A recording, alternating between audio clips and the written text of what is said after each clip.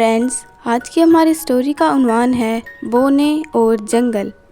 پیارے بچوں، ایک دن بونے ایک جنگل میں پہنچے۔ جنگل میں خوبصورت پودے اور درخت لگے ہوئے تھے۔ بونوں نے کہا، کتنی اچھی جگہ ہے، ہم یہاں اپنا گھر بنا لیتے ہیں۔ یہاں کھانے کی ہر چیز موجود ہے اور یہاں نیند بھی اچھی آئے گی۔ بونے وہاں گھر بنا کر رہنے لگے۔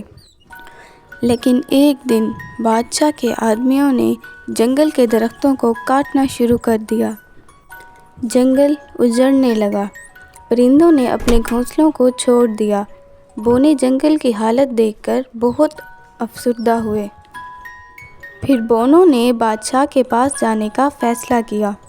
دربار میں پہنچ کر بونوں نے بادشاہ سے التجا کی کہ وہ درختوں کو نہ کاٹیں اور کہا کہ درخت ہماری ضرورت ہیں، ہمیں خوراک اور صاف ہوا دیتے ہیں۔